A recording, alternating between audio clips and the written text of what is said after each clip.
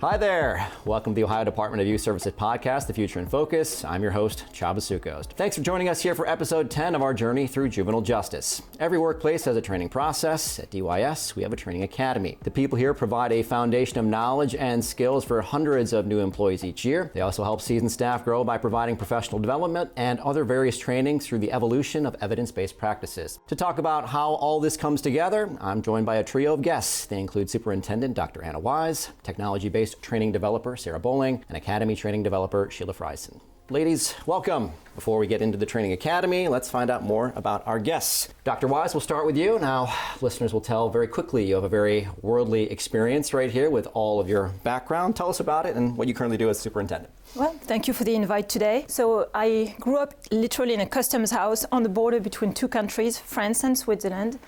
And out of that unique experience grew in me a desire to learn more about different languages as well as cultures.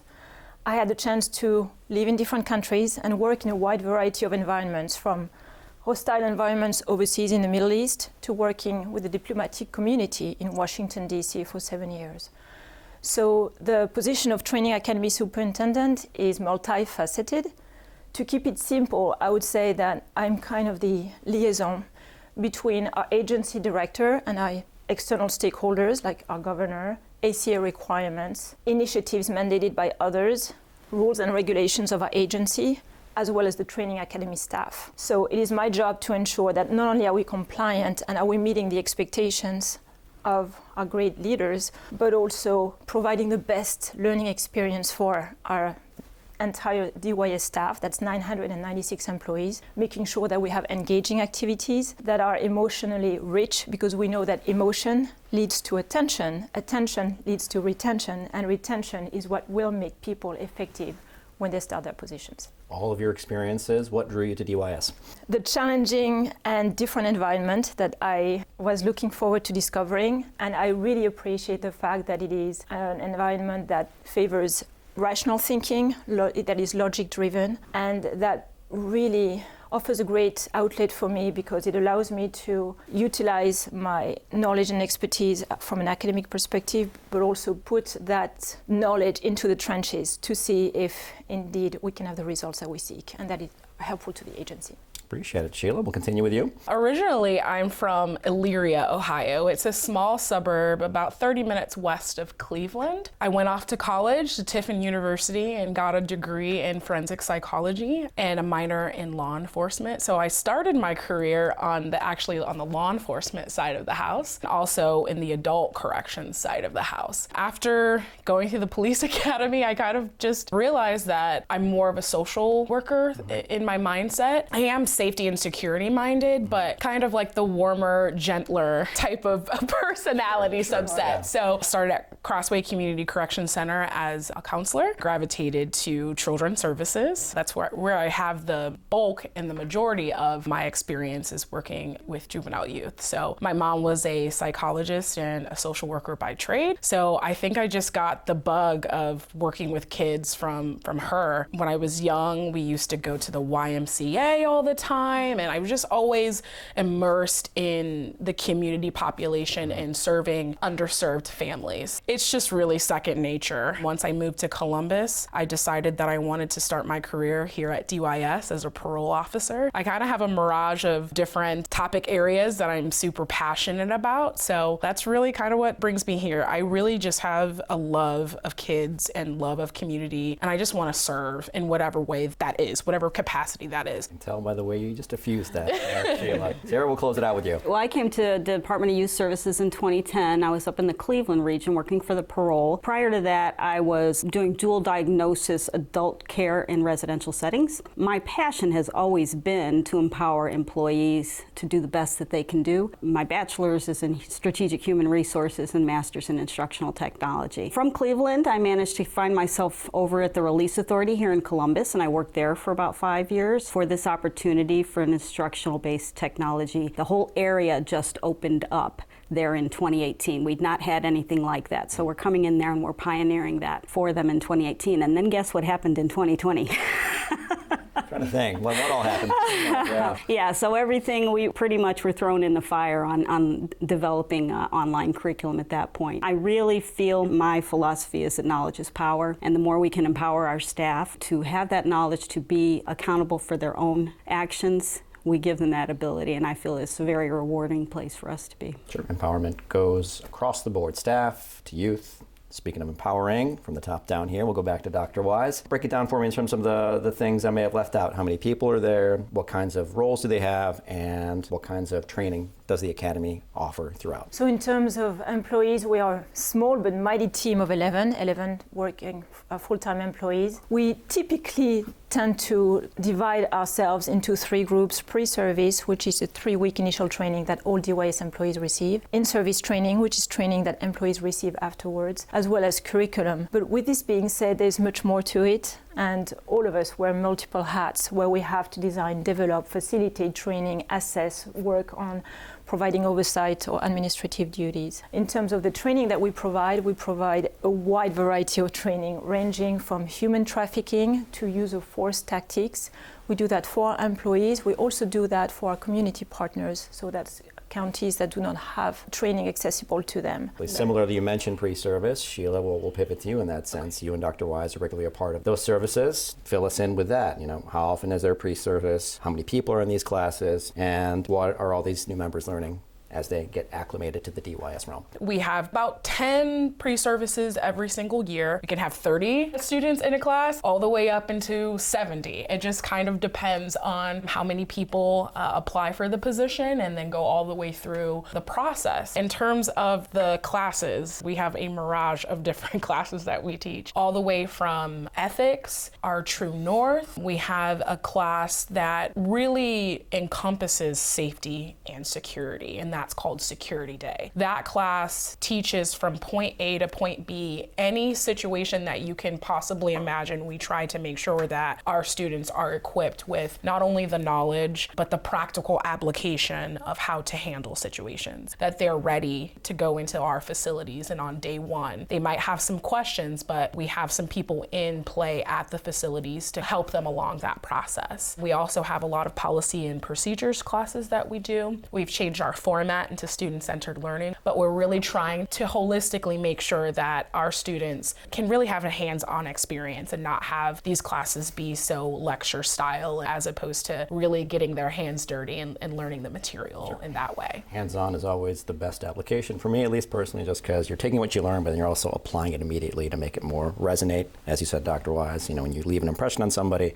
they're more likely to retain it and take that with them in the future whenever those situations and circumstances arise. So we talked about pre-service, moving down the evolution now. Sarah, we're going into in-service. Some people call it professional development, some people call it continuing education. What's the thought process to gathering these things, whether it's an in-person deal, whether it's especially online, which you're largely responsible for, and when we're putting together these things, what are the general takeaways we're trying to get for these people? Because a lot of times, a lot of information, and of course, we don't want to necessarily overwhelm or inundate them with stuff that they, won't be able to take away with it. For sure. We actually have a process. We use our training advisory committee. So every year you will be tasked with filling out a needs assessment. And we're going to ask everybody to participate with this, because that's the individual's opportunity to let us know where they need that training. What are things that they're seeing that we're not seeing? We're at the training academy. We're not in the facility. We're not at the regions, right? So those guys have very specific needs. So those needs assessments are very important for us to get back. When we have those things back, our training advisory committee is comprised of a diverse group of folks from all over the state, which then recommend. The hierarchy would really be, what is policy driven? We have to do this every year. What is driven by the state? What is the state requiring? What is driven by our administrator? And then we're looking at training specific to what people have asked for. So right now I am working on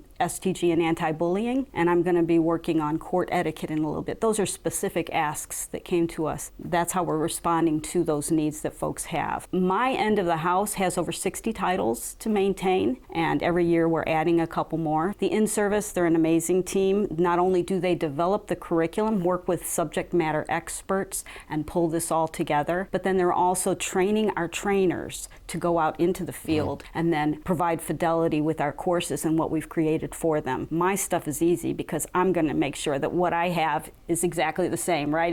Everybody's seeing exactly the same thing from the online learning, but these guys definitely audit classes to make sure that we're maintaining the original function of the training. It's a well-oiled machine. We are only 11 people. DRC is about 4 times larger with its training academy side, but we're providing almost the same number of trainings every year, except for weapons training. And then we have very specific, which is guardianship training, stuff like New Freedom program, right? Cognitive behavioral therapy stuff that we do for our juveniles, which you don't find in the adult system. So we're a power-packed team doing an awful lot. Indeed. Sheila, we'll go back to you right here. I know you and Dr. Wise can maybe go back and forth with this pertaining to the idea of a student-centered approach. What is that and why is it so important? Go ahead. I'll bounce off of you. So student-centric means to depart from the traditional approach, which is very much lecture-based and which consists in assuming that just by telling something to someone, we will expect them to not only understand what we're talking about, that they will retain what we're telling them, and that they will magically apply it when the situations arise. And what we know from research is that telling is not training. If you really want to train, what you have to do is actually minimize the amount of information that you share with your learners, and then emphasize the practice that is relevant, practicing the skill set that will make them successful. And you also have to think holistically. It's not only just practice of completing the task that is at hand, but in an organization such as ours, collaboration is very important. So that's why what we do is student-centric means to not only have students engage in a wide variety of activities that require collaboration and negotiation and all these tasks that they will be asked to do as part of their regular job, how well they do it, give each other some feedback, work as a team, work in pairs, and most importantly, show agility. I would like to expound on the learning that us as facilitators have had to go through in order to transition ourselves from the traditional lecturer to more of a facilitator. Everyone that works at the training academy is trained in being able to teach any of our classes. Now, there are 4 of us that teach on an everyday basis. If we're not in the classroom, we're at our desks designing and doing administrative work. It's been a huge transition for us to learn the student-centered model because we're used to having a set PowerPoint. We're used to just, okay, this is what we want our learners to get out of the training, and then pushing that narrative. Having our own professional development sessions and learning how to adequately expound on student-centered learning for our students has been a tremendous effort. And we're all very thankful for Dr. Wise for pushing us to step outside of our comfort zones. She has really been instrumental in our growth as instructors to teach us to no, your students, let them learn on their own accord. You just be the guide on the side, help them along in the process. So we're learning just as much as our students are. The thing that really stood out to kind of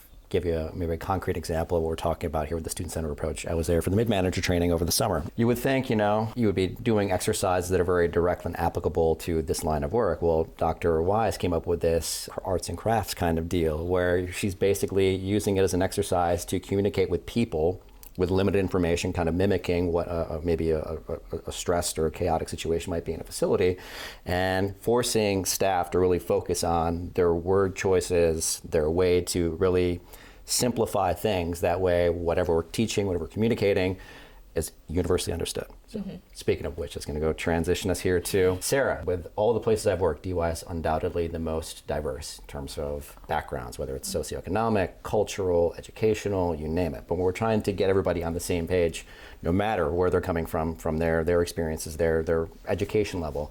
How do we make sure everybody's on the same page in that way?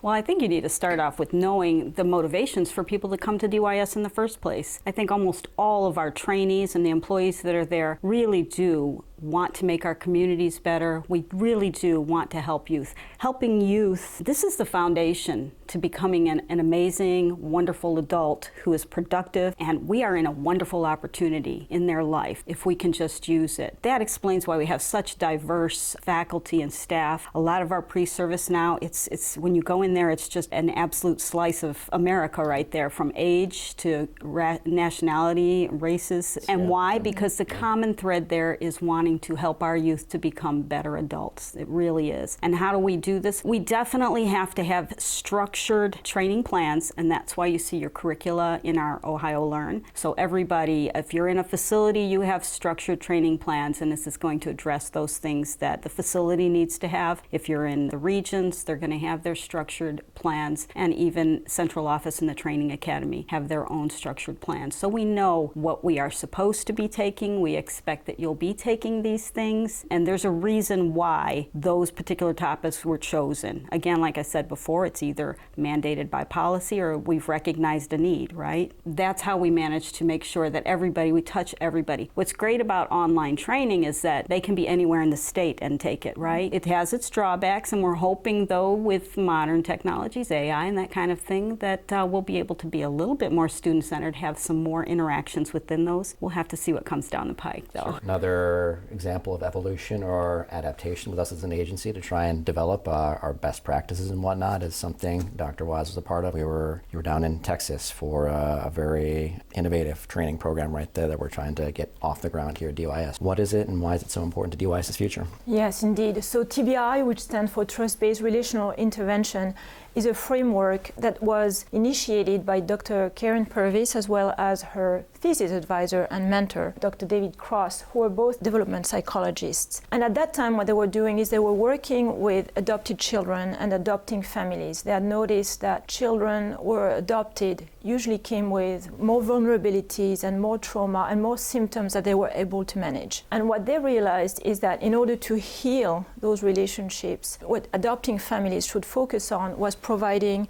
a trusting environment and what is called high structure as well as high nurture. So really setting up the expectation with the child, but also providing a very nurturing and very attentive environment. And they later found out that these principles could also apply to other youth. When we went to Texas to see the implementation, we observed that in Williamson County, for instance, between 2016 and 2019, which is after they had implemented the TBI framework, they observed a reduction in 31% of physical restraints, mechanical restraints, 83% reduction in grievances, and 93% reduction in suicide watch. Wow. These numbers were very promising to us, and we are hoping to replicate the process here at DYS because the children that we are supervising are not done developing, far from it. And what we are noticing is they lack not only the vocabulary to express what they're experiencing, they also lack coping mechanisms that are healthy. And what we want to provide with that model is not only a structure within which they can operate so that they recognize what is going on, they can help themselves regulate, but they can also learn to form healthy relationship based on trust. We also want to emphasize connection over correction. Obviously in correction, the typical response is to correct. Don't do this, that's enough, that's not okay, that's against rule or regulation. But if most of our relation between you and me and my interactions with you are about connecting with you and having that playful but structural and professional engagement, when the time comes and you get dysregulated, it'll be easier for me to find a way to just correct you gently and put you back in a regulated environment. So that's why it matters so much for DYS. Sounds like professional parenting, basically. In that way. So, yes. When we look back at what stands out for us from our developments and our achievements at the agency, what comes to mind? Sarah, we'll start with you. Now, the big thing was us getting over Cornerstone transition, and I'm just so glad we're on this side of the hill. There's still some little hiccups to deal with, but I think we're headed in the right direction with Ohio Learn and all the back-end stuff that happens with that. I look forward to, as I said, with my development, with talking with my subject matter experts, and being able to have that excuse to connect with people all over the state, folks that I've known throughout my career here, so that's fun. I'm looking forward to seeing what's happening in 2026, see where we're going to go with this. I love that in Ohio Learn now we do have access to Percipio. This opens up 150,000 titles for our staff. So if you need it, it's out there, folks. Just go into Ohio Learn and grab it. Sheila? I want to piggyback off of Sarah and just talk about collaboration. One of the things that I love the most about being an employee at the Training Academy is the amount of collaboration we get to do not only with each other, but with other agencies. These collaborations really help focus not only on our staff and on our youth, but the greater good, which is the community. These youth are going to be back in our communities one day. Maybe 6 months down the line, maybe 4 years down the line. But our collaborations with other agencies, whether or not that's DAS, whether or not that's Job and Family Services, I work a ton with the community partners, with our Managing Youth Resistance, our MYR policies and procedures. So I'm so excited about the different trainings that we have to offer, the fact that we have people like the prosecutor's office that come and seek us out for our expertise, but also being able to learn from their expertise. The Training Academy hosted a professional development day, and we brought in our partners from DAS in, and they helped us with what's called a DISC assessment and our ability to learn each other's strengths. I learned things about Sarah and Dr. Wise this week that I didn't know. So just that collaboration and the ability to not only grow individually, but for us to really grow as a training academy and as a family, that's what I'm most excited about. Dr. Wise, we'll close this segment out with you. I'm extremely proud of this team. This is a team that is extremely talented, and the level of commitment is off the charts. I've never seen anything like this, I have to say. We not only challenge each other, we challenge ourselves constantly, and as I mentioned earlier, we wear multiple hats. You would not believe every single thing that this team is able to do on a daily basis, but also annually. We even passed our IMA with 100% compliance. We met all the goals of incorporating best practices into pre-service, as we had agreed, and we're also starting to incorporate that in service, which we did this year. I'm also very proud of us helping to launch statewide initiatives, which are the TBRI as well as the BUILD. We are equipping our staff with the resources that they need, but we're also equipping the people who train or provide training in terms of how to be better facilitators, even though they are not full-time trainers themselves. Sure, 26 and beyond. What are we looking forward to? What really has us motivated and excited to keep DYS moving upward and onward? You kind of touched upon it briefly in terms of, Ohio Learn and really trying to get that. Yeah, that's really my side of the house, and really looking at technologies and how they move every day and how they are changing every day, and where we can go with these technologies to actually bring student-centered learning into the online environment. So there's a lot of interesting things out there, and we're just going to have to keep working with our IT department, our finance department, and our legal department. Thank you, guys. Please and thank you. Sheila?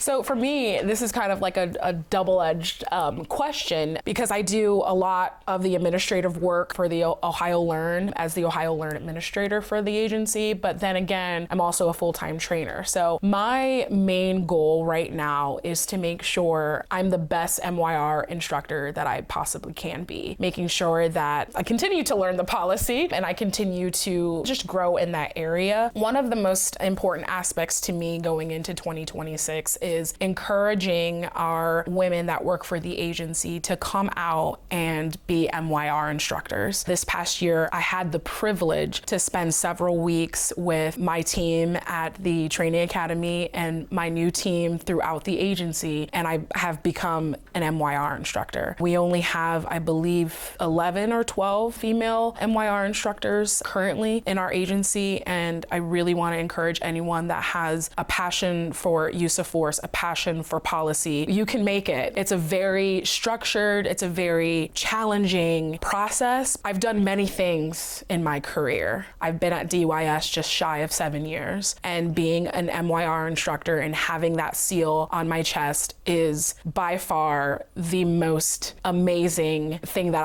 I have done. That's saying something. To date in my career. So I really want to encourage anyone that wants to come out and wants to become an MYR instructor to do it. Contact us if you have any questions or any concerns, and just join the team. It's a great team to be on. Dr. Wise, we'll close out this with you. I look at 2026 as an opportunity for us to strengthen the agency-wide efforts, initiatives of, again, fully implementing the student-centric approach, as well as helping our program manager implement the TBI approach. Because when you think about it, both mean to do the same thing. It's a question of relinquishing the power. So for student-centric, from facilitator to your students, giving them a voice, allowing them to be self-directed. TBI does the same thing, not only with the youth, but we're also staff to staff. It's about connecting and it's about empowering. And I think if we can strategize our efforts, help our agency align its efforts, we will both be more effective and efficient, both at the Training Academy,